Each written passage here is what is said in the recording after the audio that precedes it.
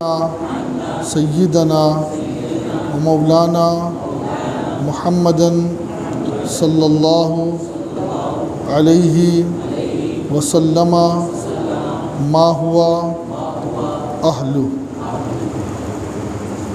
اس درود کو جو ایک بار پڑھے گا تو 1000 دن تک 70 فرشتے اس کے لیے نیکی لکھتے رہیں گے۔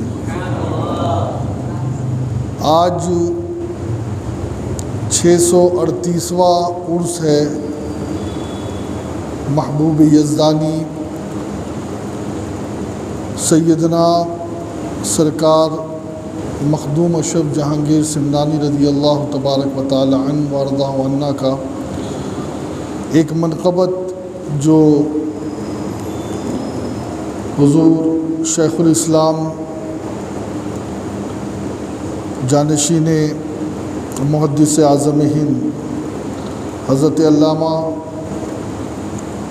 سید محمد مدنی اشرفی الجیلانی دامت برکاتہم قدسیہ نے لکھی ہے مخدوم پاک کی بارگاہ میں۔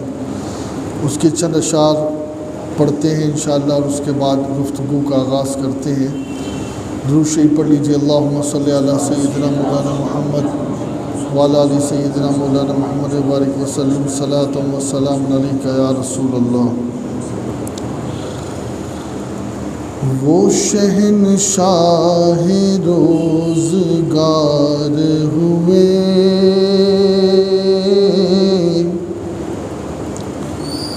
وہ شہنشاہ روزگار ہوئے، وہ شہنشاہ روزگار ہوئے،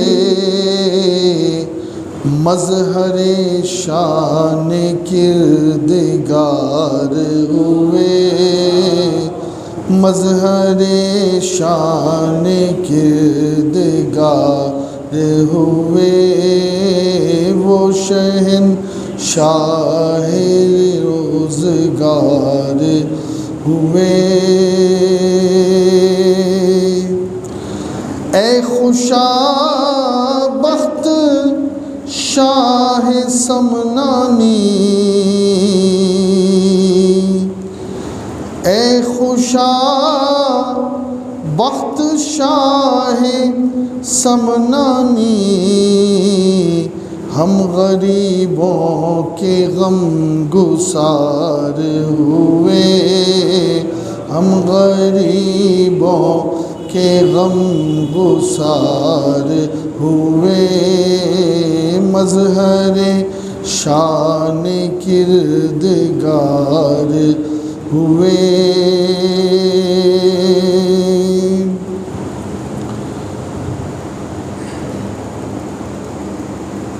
تخت سمنا کو مار کر ٹھوکر،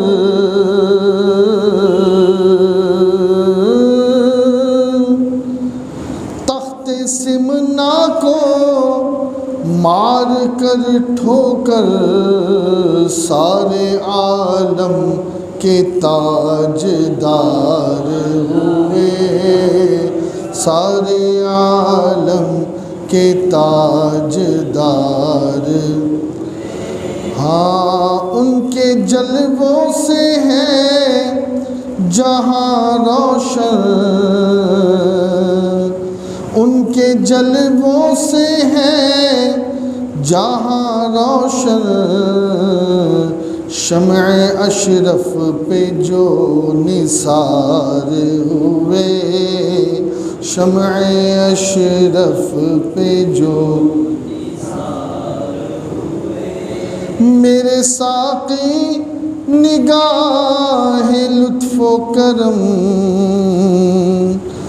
میرے ساقی نگاہ لطف و کرم، تشنہ لب پھر یہ بادہ خوار ہوئے، تشنہ لب پھر یہ بادہ خوار ہوئے، کتنے ناؤک فگن یہاں اختر، کتنے ناؤک فگن یہاں اختر، غمزدہ حسن کا شکار ہوئے، غمزہ حسن کا شکار ہوئے، وہ شہنشاہ روزگار ہوئے، مظہر شان کردگار ہوئے۔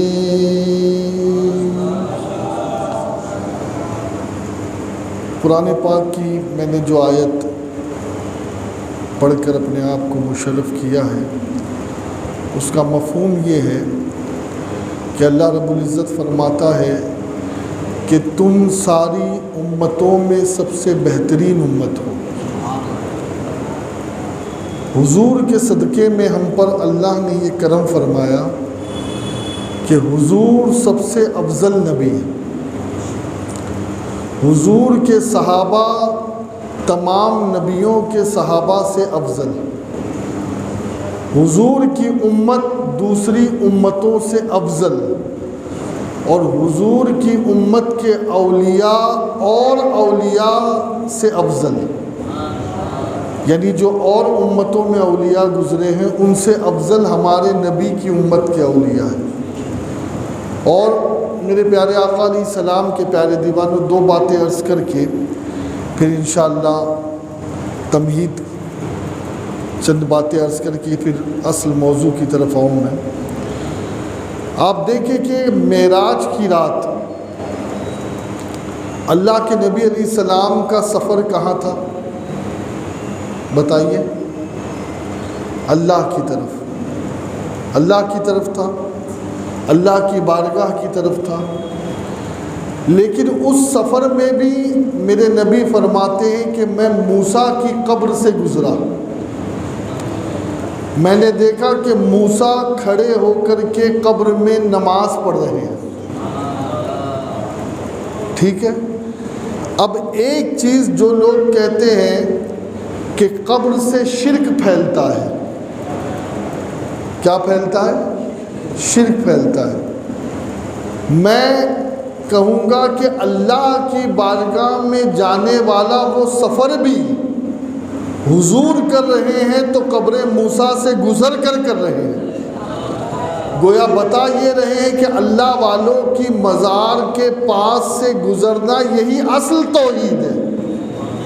ہاں، یہ توحید جو تم نے سمجھ رکھی ہے، اور ہم تو آج جن کا ذکر کرنے لگے ہیں نا، قسم خدا کی ان کی مزار کل بھی باعث شفا، اور قیامت تک جو بھی ان کی مزار پر جائے گا وہ کبھی خالی نہیں لوٹے گا۔ بلکہ حضرت شاہ عبدالحق محدث دہلوی رحمۃ اللہ تعالی علیہ بیان کرتے ہیں کہ مخدوم صاحب کا آستانہ وہ ہے کہ جہاں بڑے بڑے خبیث دور کر ہو جاتے ہیں۔ یعنی آج بھی آپ دیکھیں نا کہ جو جن سب کو ستائے، کسی کے بس میں نہ آئے، تو اگر وہ مخدوم پاک کی بارگاہ میں پہنچ جائے تو وہاں بڑے بڑے شیطان اور شرکش شیاطین اور جنات بھی سیدھے ہوتے نظر آتے ہیں۔ اور آپ کو میں کیا بتاؤں، دیکھیے ہم اللہ والوں سے کیوں وابستہ ہیں؟ ہو سکتا ہے کسی کے ذہن میں یہ بات آئے کہ بھائی قرآن پڑھو، نماز پڑھو، حج کرو، روزہ رکھو، یہ کیا ہے کہ ہم کبھی غریب نواز کی بارگاہ میں جا رہے ہیں، کبھی مخدوم پاک کی بارگاہ میں جا رہے ہیں، کیا ضروری ہے؟ تو ایک سمجھانے کے لیے ایک میں واقعہ آپ کے سامنے پیش کروں۔ ایک چیٹی تھی، چیٹی، اس کے دل میں یہ تمنا ہوئی کاش میں کعبہ شریف کی زیارت کروں۔ تھی چیٹی، چیٹی کی سپیڈ آپ جانتے ہیں، چیٹی اگر چلنا شروع کرے تو ہو سکتا ہے کہ کعبہ شریف آنے سے پہلے اس کو موت آ جائے۔ چیٹی کتنی ہوتی ہے، راستے میں ہوا ہے، سمندر ہے، کسی کے پیر سے کچل جائے، لیکن اس کے دل میں ایک آرزو پیدا ہوئی کہ میں کعبہ شریف کی زیارت کروں۔ اب اللہ نے کیا اس کے لیے جو ہے وہ سبب مہیا کیا کہ ایک کبوتر آ گیا اور اس کبوتر کے پیر سے وہ چیٹی چمٹ گئی، یہاں تک کہ وہ کبوتر اڑتے اڑتے اڑتے اڑتے خانہ کعبہ کی چھت پر پہنچا، اور وہ چیٹی جو کعبہ دیکھنا چاہتی تھی اللہ نے اس پر یہ کرم کیا کہ وہ کعبے کی چھت پر پہنچ گئی۔ اب اس واقعے سے سمجھ میں بات کیا آئی؟ سمجھ میں بات یہ آئی کہ پہنچنا اللہ تک ہوتا ہے تو آپ اور مجھ جیسے کمزور انسان کی یہ طاقت نہیں کہ ہم اللہ تک پہنچ سکے۔ ہماری مثال اس چیٹی جیسی ہے، نہ ہمارے اندر طاقت ہے کوئی ہوا آ جائے تو ہم اڑ جائیں، ہاں، نہ ہمارے عمل ایسے ہیں کہ ہم اللہ تک پہنچ جائیں، لیکن ہاں اگر ہم کسی ایسے کے دامن سے وابستہ ہو جائے جو اللہ کا راستہ جانتا ہے تو اس کے دامن سے وابستہ ہونے کی وجہ تک سے ہم اللہ تک پہنچ جائیں گے۔ بھائی جیسے کبوتر نے اسے کعبے تک پہنچا دیا، ایسے ہی اولیاء ہمیں اللہ تک پہنچا دیتے ہیں۔ ہاں، تو ہم اس لیے اللہ والوں سے قریب ہوتے ہیں۔ جی میں آپ کو کیا بتاؤں، حضور داعیہ کبیر کا ایک مشہور قول ہے، آدمی بنتا کیسے ہے؟ کوئی کہتا نا یار میں پڑھائی بہت کروں تو میں بن جاؤں گا، میں نوٹ بہت کماؤں تو بن جاؤں گا۔ نہیں، دو چیزیں ہیں جس سے انسان بنتا ہے، ایک تو کرم سے بنتا ہے اور ایک کسی کی نگاہ سے بنتا ہے۔ ہاں، جس پر اللہ والے کی نظر پڑ جائے نا پھر وہ مقام پہنچ جاتا۔ آپ دیکھیں نا، ایک ہم ہیں جو 3 سال 5 سال قرآن شریف پڑھتے ہیں تب جا کر کے حافظ بنتے ہیں نا، لیکن ایک وہ بھی حافظ ہیں کہ جب خواجہ صاحب کے پیچھے نماز پڑھنے کے لیے کھڑے ہوئے اور میرے خواجہ صاحب نے دائیں طرف سلام پھیرا تو جتنی دائیں طرف تھے سب حافظ قرآن بن گئے۔ یہ اللہ والوں کی نظر ہوتی ہے کہ وہ نظر انسان کو وہاں تک پہنچاتی ہے کہ وہ کسبی علم کے ذریعے سے وہاں تک نہیں پہنچ سکتا جو کسی کی نگاہ سے پہنچ جاتا ہے، اور ہم اسی لیے اللہ والوں کے دامن سے وابستہ ہیں۔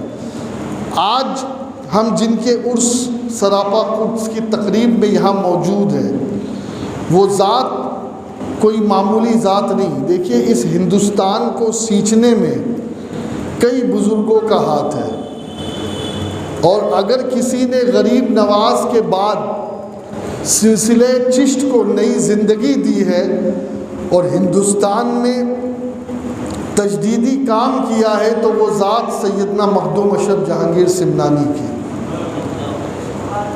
اور سیدنا مخدوم اشرف جہانگیر سمنانی وہ ہیں کہ والد کی طرف سے ان کا نسب امام حسین سے جا ملتا ہے، اور امی کی طرف سے ان کا نسب سرکار امام حسن سے جا ملتا ہے، یعنی حسینی حسنی سادات میں سے ہیں۔ اور آپ کی جو والدہ ماجدہ ہے جن کا نام ہے بی بی خدیجہ، وہ ایک بہت بڑے بزرگ ترکی کے، بلکہ پورا روم ان کو جانتا ہے، شیخ احمد یسوی نام ہے ان کا، ان کی اولاد میں سے آپ کی ماں صاحبہ بی بی خدیجہ تھی۔ اور آپ کے والد کون تھے؟ سیدنا ابراہیم۔ یہ سید ابراہیم سمنا، یہ ایران کا ایک کیپٹل ہے، ایک دارالحکومت ہے سمنا، وہاں کے بادشاہ تھے. رسول اللہ خواب میں تشریف لائے اور آقا نے خواب میں ہی آپ کو 2 بیٹوں کی بشارت عطا فرمائی اور نام بھی خواب میں بتا دیے.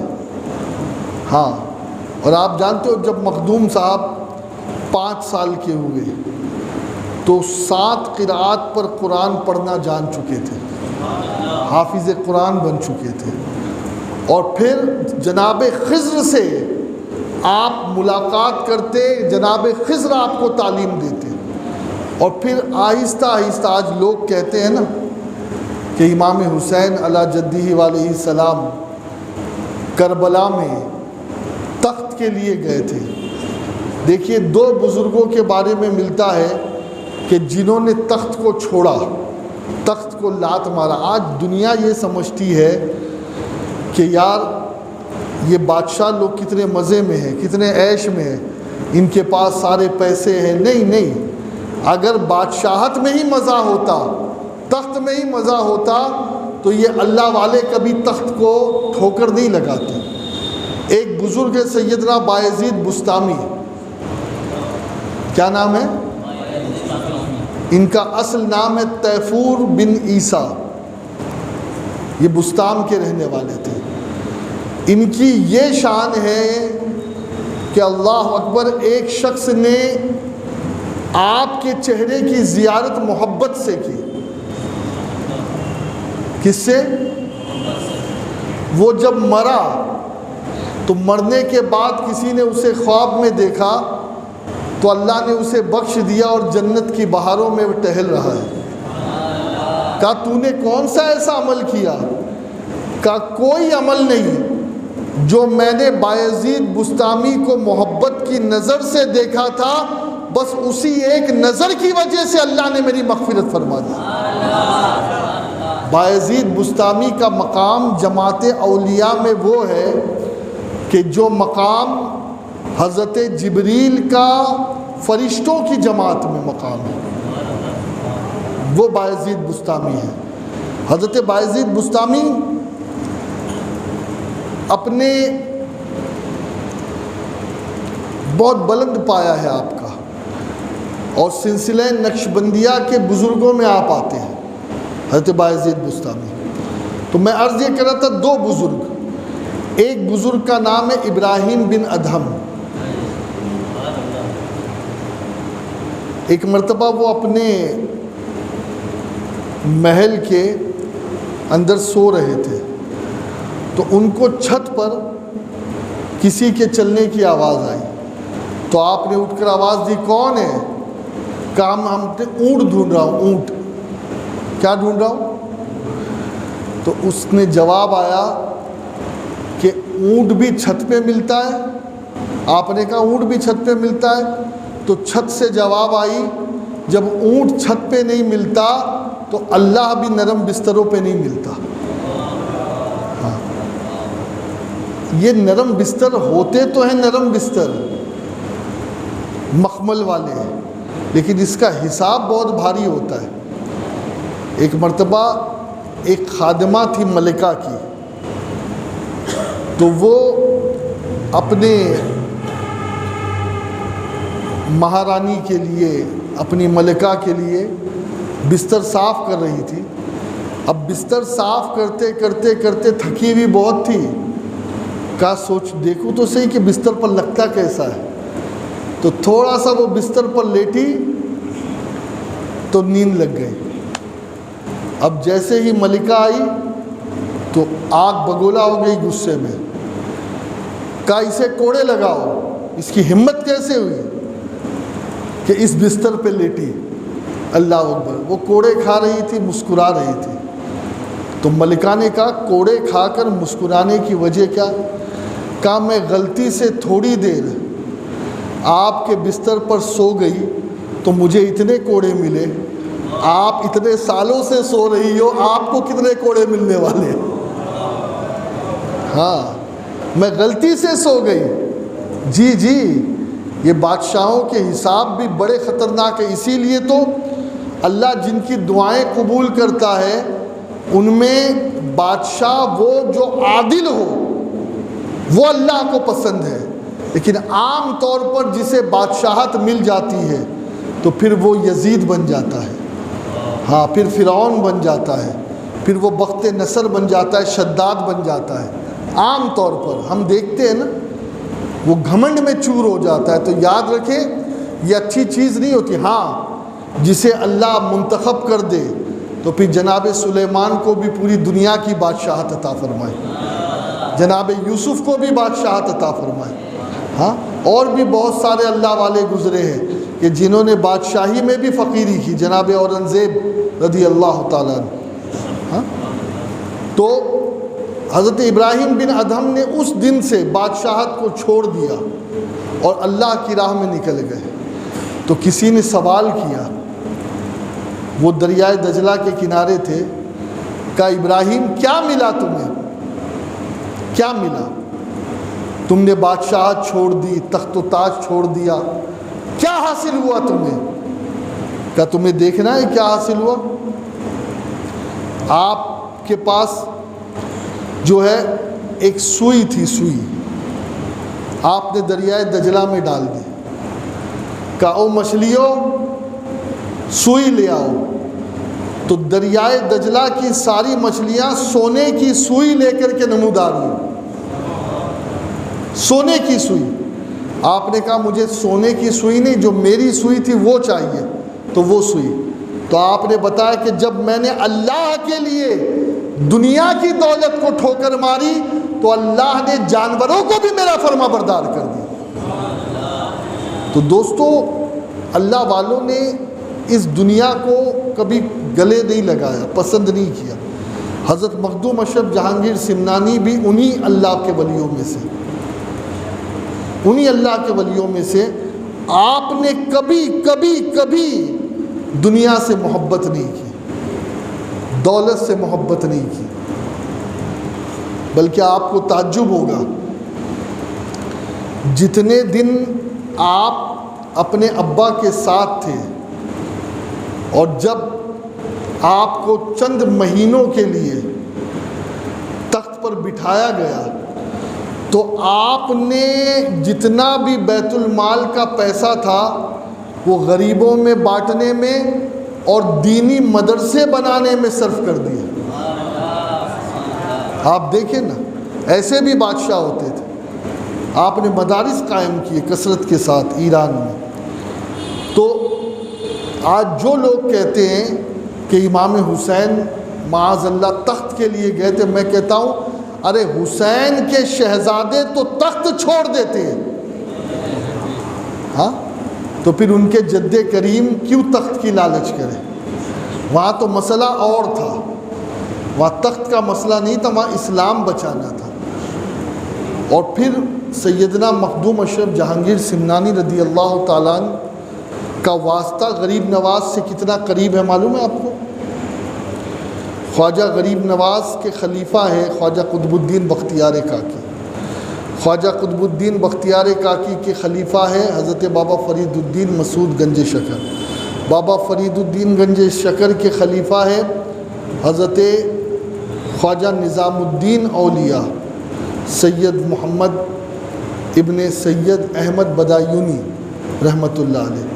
اور خواجہ نظام الدین اولیاء کے خلیفہ ہے اخی سراج آئینہ ہند، اور اخی سراج کے خلیفہ ہے حضرت مخدوم علاء الحق پنڈوی، اور مخدوم علاء الحق پنڈوی کے خلیفہ ہے حضرت مخدوم اشرف جہانگیر سمنانی۔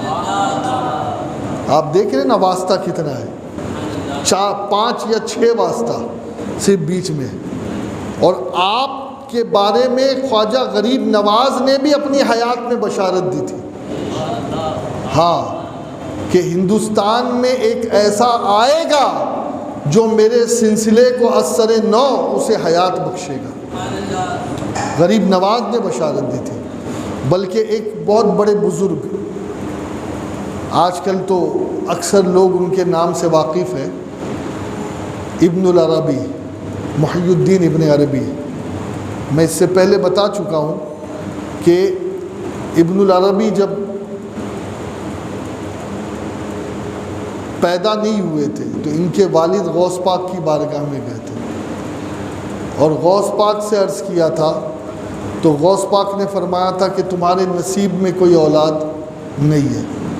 تو انہوں نے ضد کی، تو غوث پاک نے کہا کہ ایک بیٹا میرا ہے، وہ میں تمہیں عطا کرتا ہوں۔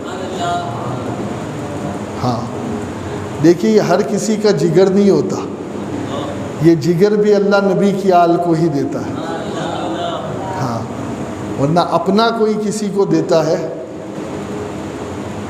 اپنا ایک بیٹا عطا کیا، تو وہی بیٹا جو روحانی بیٹا ہے وہ پوری دنیا میں محی الدین کے نام سے ہے نا، نام بھی محی الدین ملا جو غوث پاک کا لقب تھا۔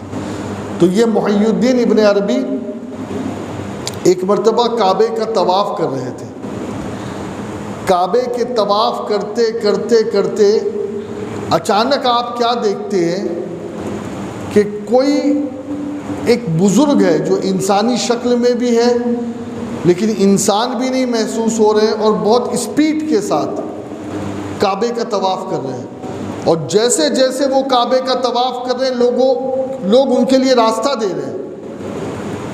اب جب کعبے کا طواف ہو چکا، ایک جگہ وہ بیٹھ گئے، تو محی الدین ابن عربی نے ان سے ملاقات کی، کہا حضور آپ کون ہو اور آپ کے لیے لوگ راستہ چھوڑ رہے ہیں، آپ ہو کون؟ تو انہوں نے کہا اس وقت کا جو قطب، اس وقت کا جو غوث ہے وہ اللہ نے مجھے بنایا ہے۔ غوثیت کبریٰ کے بارے میں اعلیٰ حضرت نے لکھا ہے کہ امام حسن مجتبیٰ، اس کے بعد سرکار غوث الاعظم دستگیر شیخ عبد القادر جیلانی، اور اس کے بعد حضرت امام مہدی ہے نا، اور بیچ میں جتنے بھی غوث ہوں گے وہ غوث اور قطب تو ہوں گے لیکن غوث الاعظم نہیں۔ تو حضرت محی الدین ابن عربی نے اس سے پوچھا کہ اس وقت کا قطب کون ہے؟ تو کہا جو تیرے سامنے بیٹھا،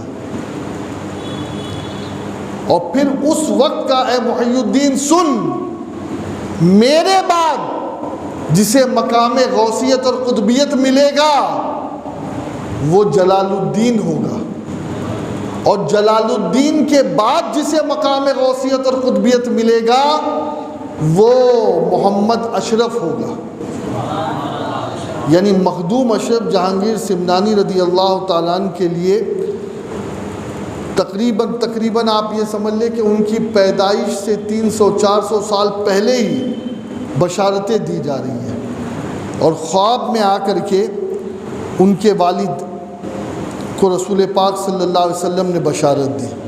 اور قربان جائیں، آپ کا سلسلہ نسب ایسا ہے کہ 20 واسطوں سے آپ امام جعفر صادق کی اولاد ہیں، اور 23 واسطوں سے امام حسین کی اولاد، اور 25 واسطوں سے رسول پاک کی اولاد،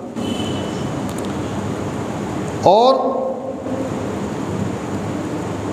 آپ کی جو ولادت ہے سن ہجری 712، سن ہجری کتنی ہے؟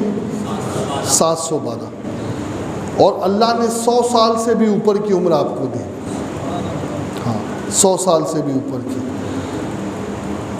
بڑی باتیں ہیں۔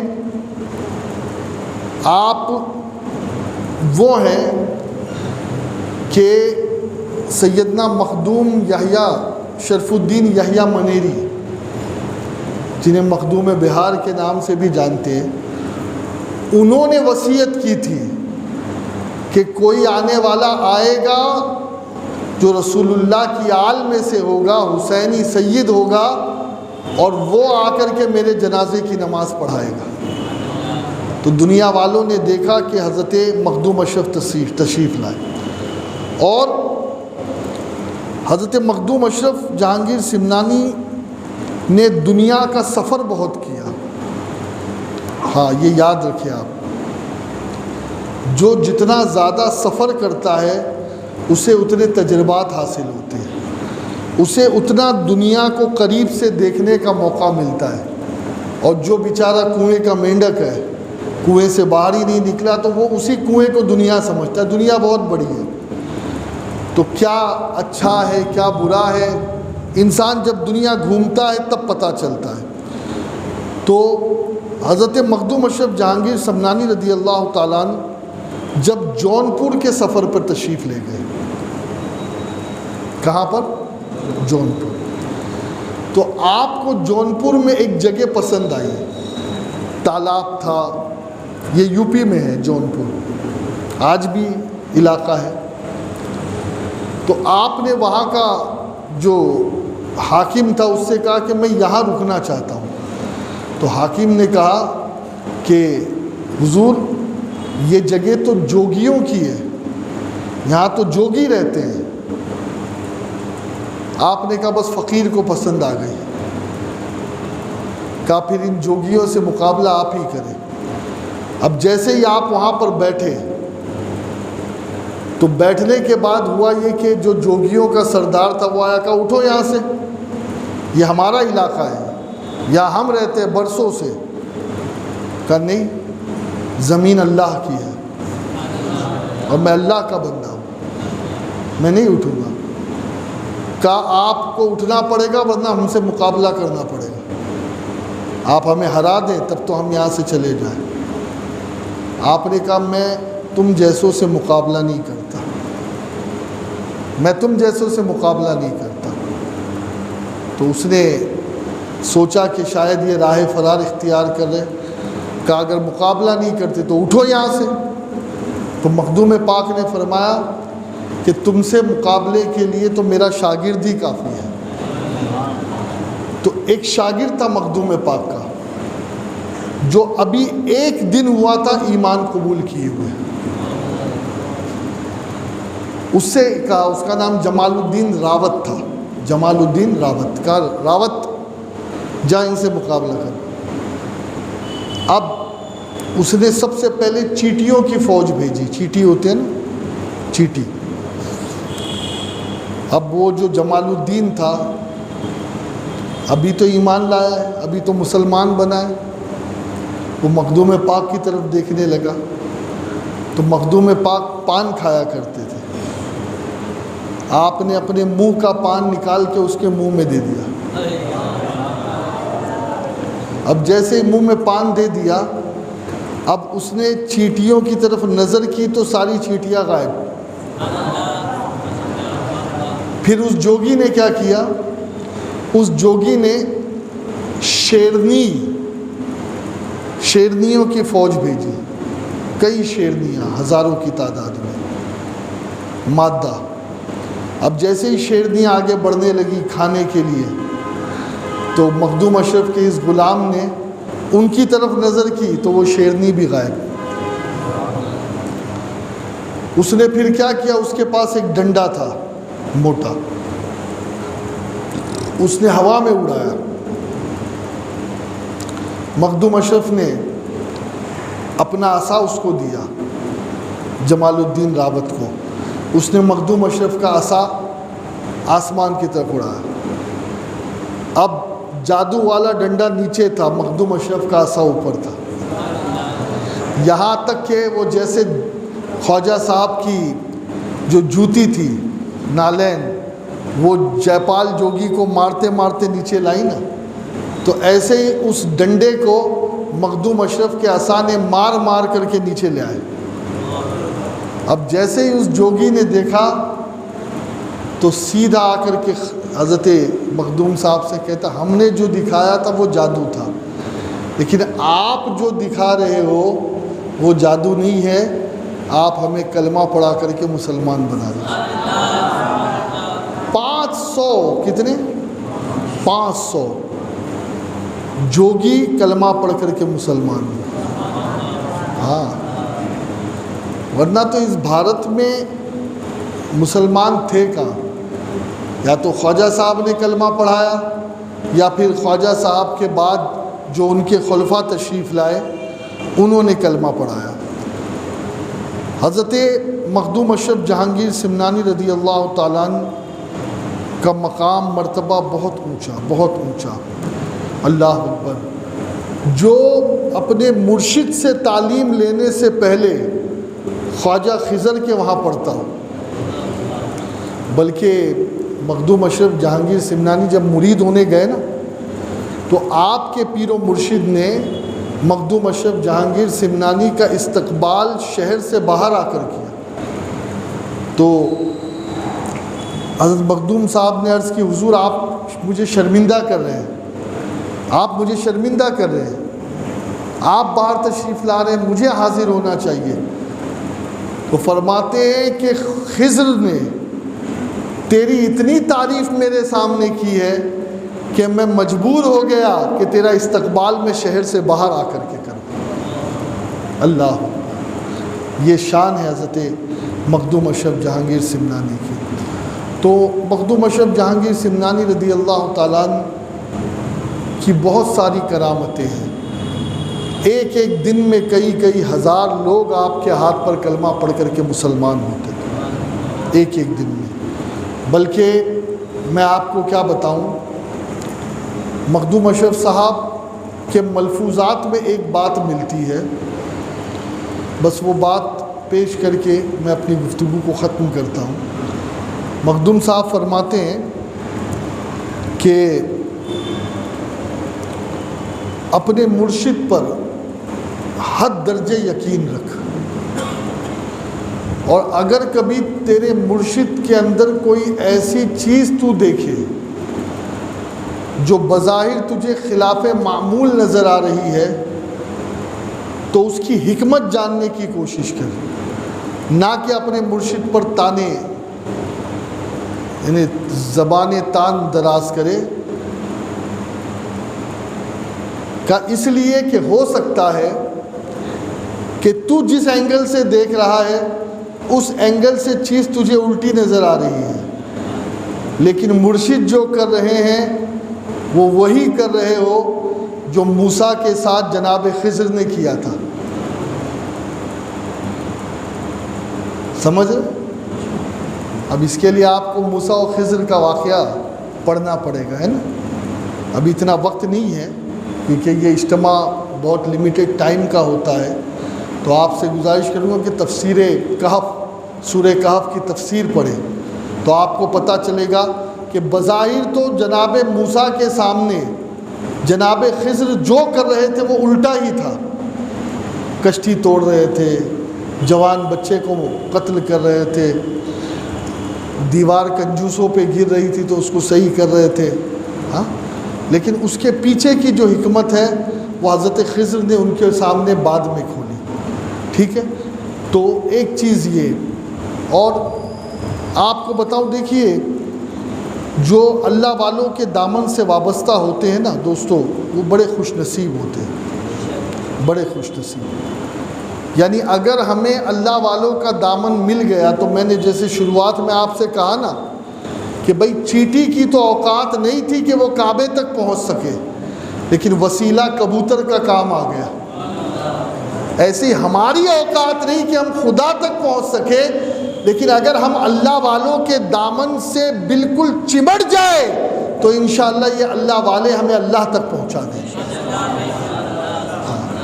یہ شارٹ کٹ راستہ ہے اللہ تک پہنچنے کا، اس لیے کہ ہم وہ لوگ تھوڑی ہیں جو 30 سال مجاہدات کریں۔ ہاں، ہمارا معاملہ تو یہ ہے، اللہ معاف فرمائے، کہ صحیح سے ہماری فرض نہیں ادا ہوتی، صحیح سے فرض روزے نہیں ادا ہوتے، ہم کہاں سے نوافل کی پابندی کریں گے؟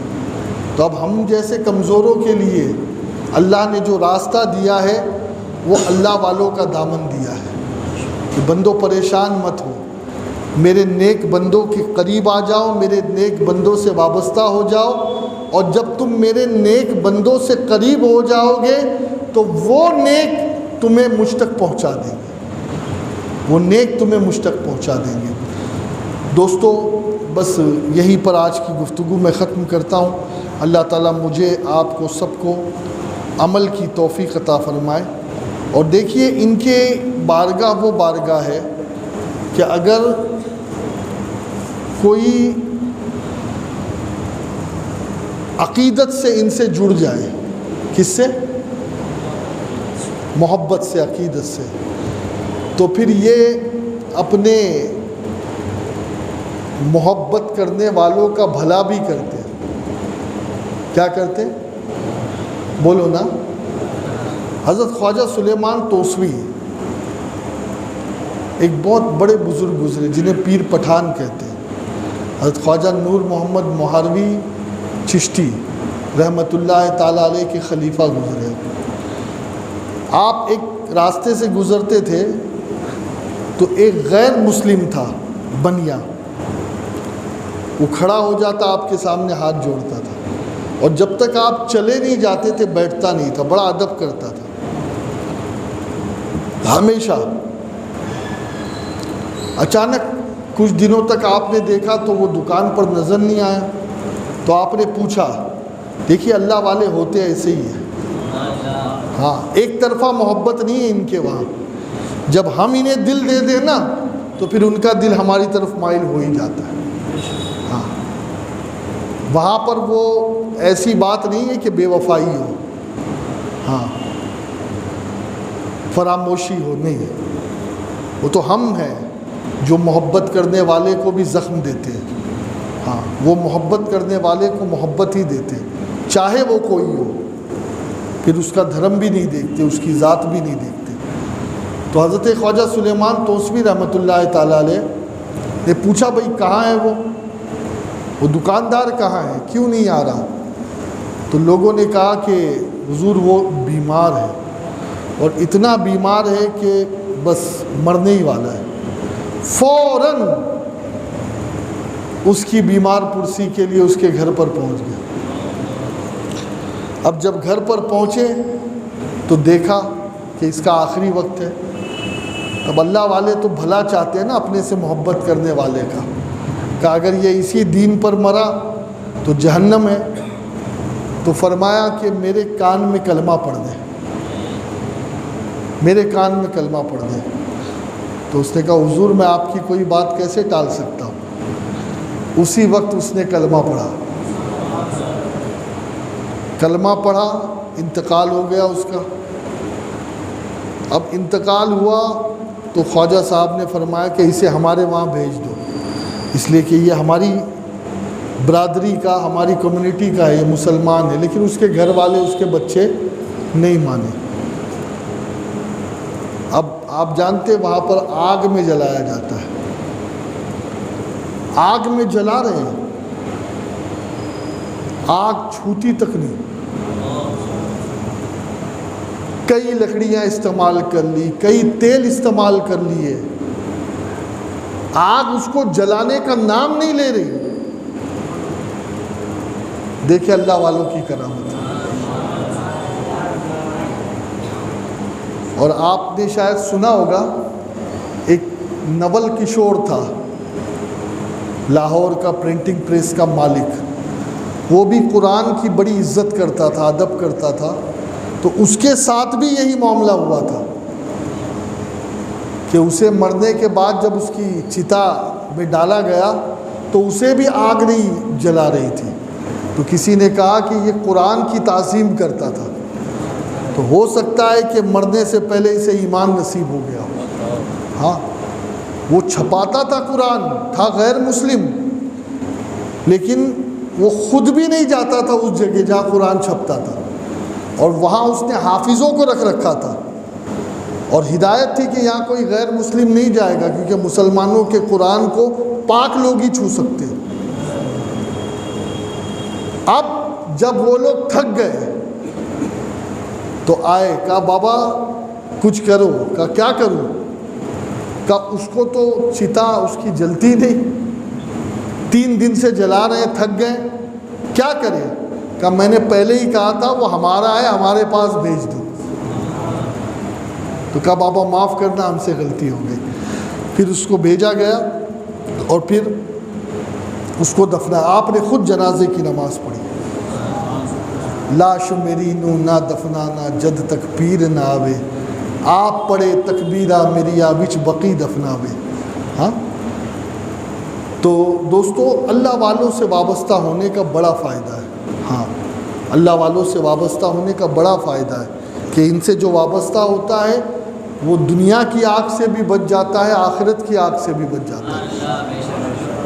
جی تو اللہ تعالیٰ آپ کو مجھے سب کو عمل کرنے کی توفیق عطا فرمائے۔ وما علینا الا البلاغ المبین۔ السلام علیکم